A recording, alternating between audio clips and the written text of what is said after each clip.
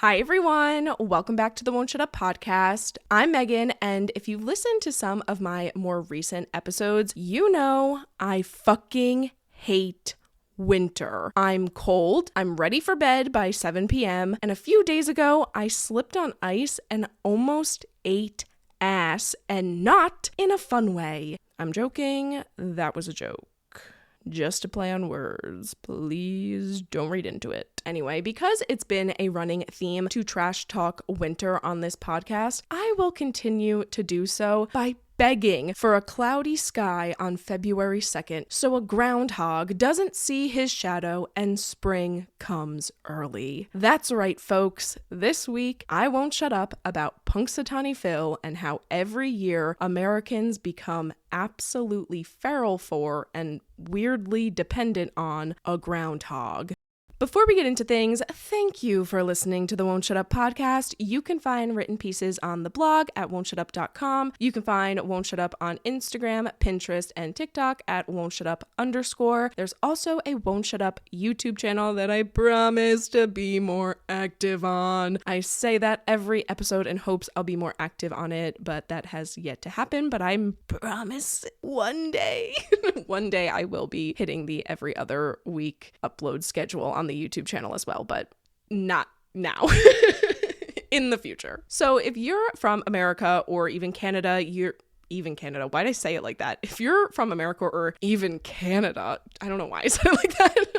If you're from America or Canada, don't need the even in there, you're probably already aware of this weird tradition where men dress in 1800s drag, aka top hats and long coats, and pull a groundhog out of hibernation and wait to see if he sees his shadow or not. These men are part of a group called the Inner Circle, and the groundhog only speaks to them. This is extremely popular in the Pennsylvania Dutch community because it stems from areas in Europe that were Celtic in ancient times and then were later inhabited by Germanic speakers. Groundhog Day actually has roots to the same cycle of pagan festivals that gave us holidays like Halloween or May Day, also known as Labor Day. We aren't just dressing up, asking for candy, and taking the day off of work. We are actually celebrating the passing of time and the changing of the seasons. Because these holidays are cross-quarter days, meaning they fall midway between a solstice and an equinox. Let's do a quick astronomy lesson that I'm not sure is 100% correct because space scares me and I couldn't look too much into this without freaking the fuck out. So, solstices,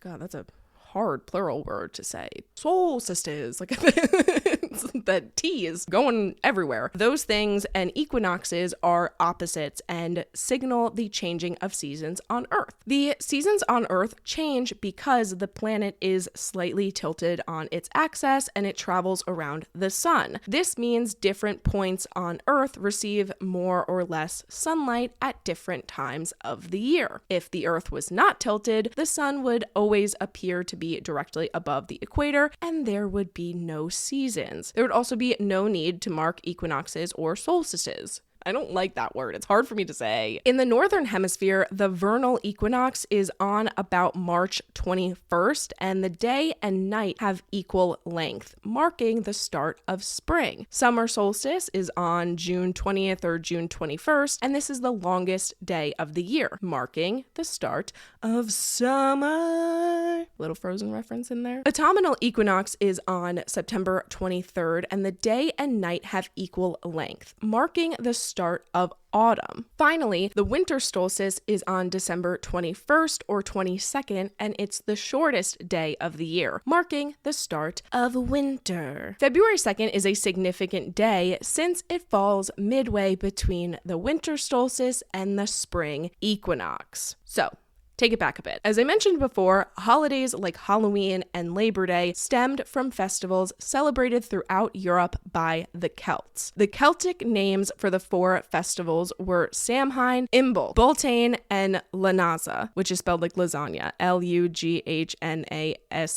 That kind of looks like lasagna. There's a siren going off in the background. I apologize if you can hear it. These festivals celebrated these transitional days and looked ahead to the future. The Irish saga titled The Wooing of Emer references Imbolc and calls it the beginning of spring. The saga claims the name derives from an ancient word for sheep because, quote, this is the time when the sheep come out and are milked. Okay. This story shows that Imbolc was considered a seasonal turning point and connected with agriculture and animals. We don't know much else about how they celebrated Imbolc in ancient times, but we do know that it marks the first day of spring and it's very important. The Encyclopedia of Irish Spirituality explains that this day remains as an agricultural festival since farmers expect good weather for planting on this day. As Christianity spread through Europe, the timing and themes of Imbolc coincided with Candlemas, which is a feast commemorating the presentation of Jesus at the Holy Temple in Jerusalem, whatever that means. In certain parts of Europe, Christians believed that sunshine on Candlemas meant another 40 days of cold and snow. Germans took this belief and did their own little spin on it. They would claim the day was sunny if and only if badgers and other small animals saw their shadows. If it was sunny and they saw their shadows, winter would continue, which I don't get. Maybe because April showers bring May flowers, and that's why if it's cloudy and gross out, then showers are coming and springtime is coming. But if it's sunny and nice, then winter would continue. I feel like it should be the opposite. It doesn't make any sense. If it's sunny and they saw their shadow, wouldn't you be like, yeah, sunny, good weather, spring is coming? Not, oh no, more horrible, bad weather. I don't understand it. I don't get it. It should be the opposite. It should be the freaking opposite. Anyway, when German immigrants settled in Pennsylvania in the 18th and 19th centuries, they brought this weird backwards tradition with them, and they chose a more American animal called the groundhog to be the annual forecaster. So, in 1886, a local editor of the Punxsutawney Spirit newspaper, Clymer H. Freas, Freas, was inspired to create Phil by the Punxsutawney Groundhog Club, who led the tradition of hunting and barbecuing groundhogs. So he saw this club that went out and hunted and barbecued these groundhogs, and that guy was like, you know what would be awesome? You remember that old German lore? They wait for the badger to tell them whether or not spring is coming early. Let's use the animal that people hunt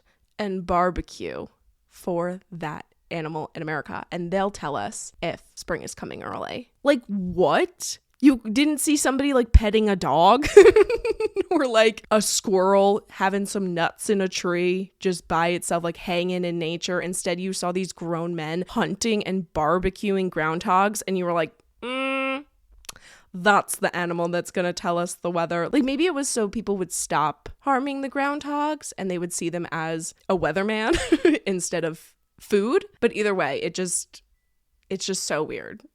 You're choosing the animal that people are actively hunting and eating and being like, that's a good one to tell us when the seasons are changing. It's just so weird. But because of his editing clout, he was able to proclaim a local groundhog named Punxsutawney Phil to be the one and only official weather forecasting groundhog. So all the other groundhogs are able to be hunted and barbecued. He just wants to save Punxsutawney Phil, I guess. God, that's so fucking weird.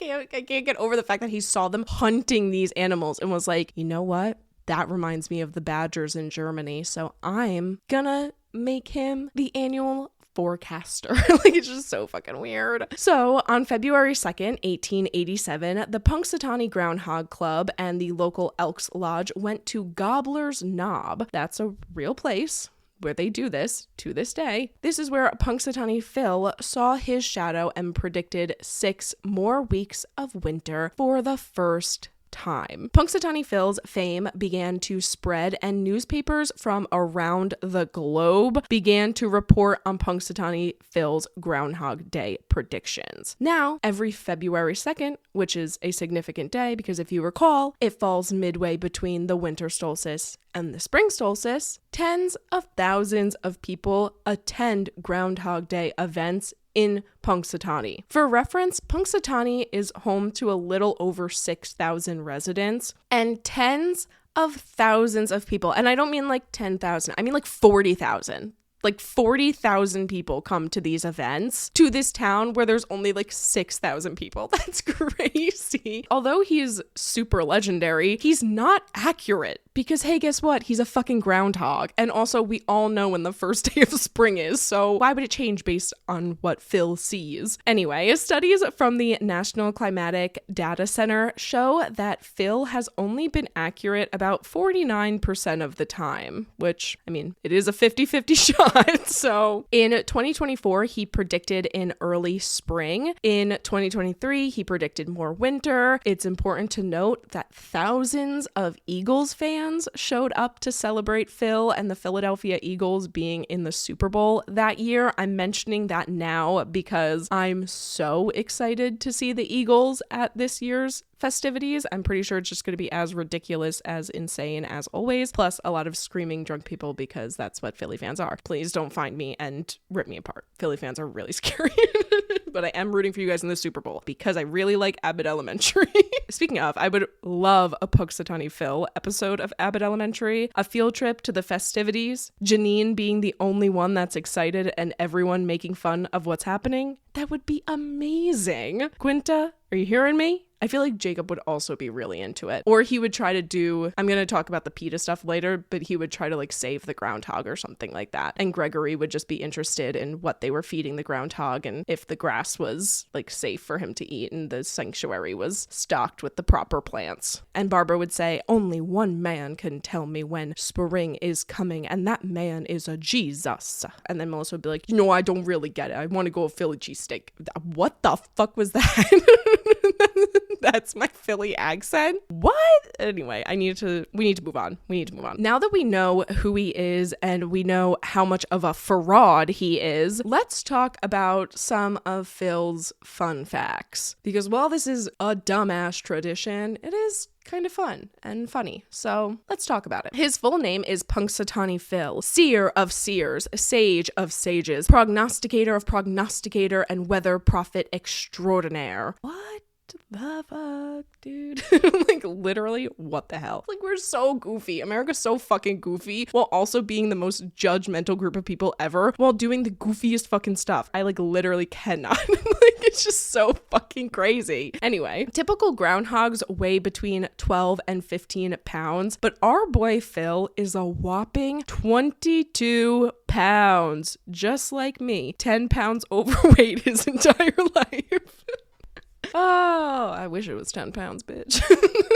Groundhogs only live 6 to 8 years, but legend has it that Phil sips a magical drink that makes him immortal, I think. Apparently he's over 125 years old, but I doubt he'll ever die. He even lived through the Prohibition and threatened to impose 60 more weeks of winter if he wasn't allowed to have a stiff drink. Hey, I need a stiff drink before I can tell y'all what season is coming up. Is that how they talk in the 1800s? 1800s? Oh my god, do I have to go back to school? The Prohibition? Oh my god, I can't believe I just said that. I think I'd slipped because I was getting confused with the men in the top hats and the long coats, and the tradition started in the 1800s. I don't think the Prohibition was in the... Actually, I know for a fact that the Prohibition was not in the 1800s. He's like, hey, give me a stiff drink, mama. It's 1922, and I want to see a short skirt and a flapper before I tell you when spring is coming. And no, this is not me looking up when exactly the Prohibition was to make sure that the 1922 joke landed. Yep.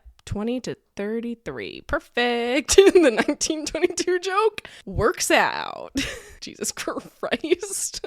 Phil also stars alongside Bill Murray in the film Groundhog Day, which wasn't shot in Punxsutawney, believe it or not. It was actually shot in Woodstock, Illinois, which this kind of annoys me because not that I'm from Punxsutawney, but I was watching an interview with Issa Rae for One of Them Days, that new movie with SZA and Keke Palmer that's out, and it takes place, I believe, in South LA, and Issa Rae was talking about how she's from South LA, so people watched it and was like, there's no landmarks, like I don't know any of this, like that sucks. It sucks so bad for the people who actually like relate to the movie and are excited to see a movie set in your town. So the people of Punxsutawney must have been freaking pissed, unless they were like, hey, we don't want that. There's only 6,000 people here. There will be more people in your cast and crew than there are residents, so get the hell out of my town. Maybe that was the reason, but I would have been pissed if I was from Punxsutawney and they made a full fucking movie about a celebration that happens in my town and they didn't even film it in my town and then pretended that it was. Stupid, stupid, stupid. I haven't seen the movie, and I wrote this podcast episode because I have so many movies to watch for my next wickedly talented podcast episode, so I wasn't gonna watch this movie for this podcast episode. I'm so sorry. I couldn't. I've only got wicked movie and media on my mind right now, so I couldn't do another movie for a podcast episode. But if you're unaware, the movie Groundhog Day follows Bill Murray's character, who is a mean reporter who becomes good after reliving the same day over and over again when he goes to Punxsutawney to film a report about their annual Groundhog Day. He does the same day over and over again and just starts to do like good deeds for people. I think that's how he becomes good. I read it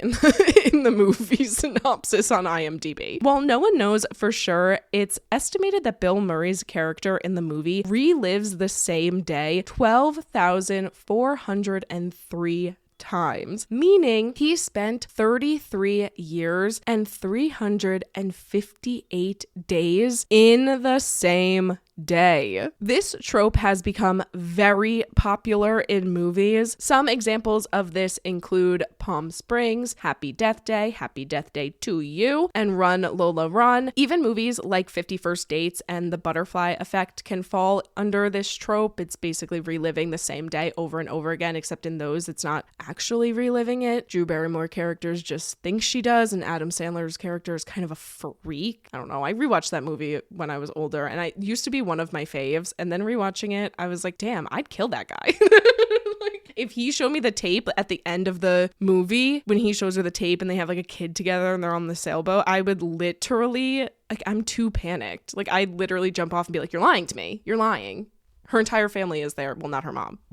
R.I.P. Or her brother and her dad are there, and to confirm it, but I still would be like, who is this pervert? Who is this pervert? And why does he only wear basketball shorts and oversized t-shirts? So, we've discussed Mr. Phil, but have you considered that there are other animals predicting the weather, possibly predicting it better than Phil? Potomac Phil is a tradition in Washington, D.C. He is a stuffed groundhog that makes predictions about the physical and political climate. He's the Jaden Smith of groundhogs. Fuck weather. He wants to talk about the economic and political state of the world right now. Staten Island Chuck, also known as Charles G. Hogg, makes his prediction at the Staten Island Zoo every year, and he's accurate 80% of the time, which beats Punxsutawney Phil by almost 30%, which is crazy. But Staten Island Chuck is not immortal. In fact, he was murdered by Mayor de Blasio about 10 years ago. I wish I was kidding. Skip ahead if you don't want to hear about a groundhog dying. Sorry, I'm so sorry, but I have to talk about this. During the Groundhog Day celebrations in 2014, then Mayor Bill de Blasio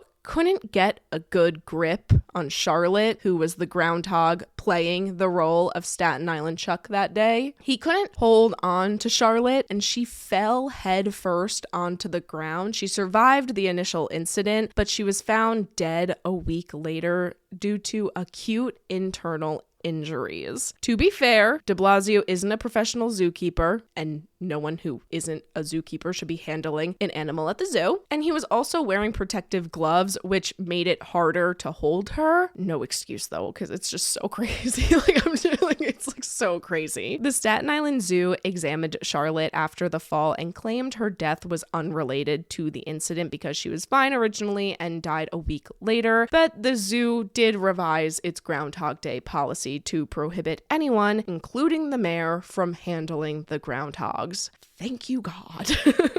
Because why would they? Because literally, why would they? Why would a mayor handle a groundhog? Like, what's the point? Literally, what is the point? So in 2015, de Blasio watched the Groundhog Day festivities from behind plexiglass. In 2016, Mayor Adams skipped the festivities and no mayor has ever returned, which I feel like that does make me laugh. Mayor Adams being like, no, absolutely not. I will not attend this ceremony where we look at this stupid Staten Island Chuck groundhog and ask him to tell us when the fucking seasons are gonna change.